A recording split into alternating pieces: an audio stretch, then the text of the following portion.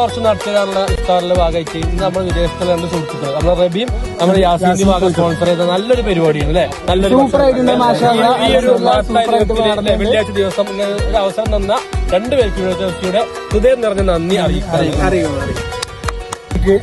റബീക്കും യാസീനും ബർക്കത്തോടു കൂടിയുള്ള ജീവിതം സഫലമാകട്ടെ. പിന്നെ എന്താ പറയാ വെച്ചാല് ഇനിയും 25-ാം നോമ്പിൽ ഇനിയും ഫണ്ട്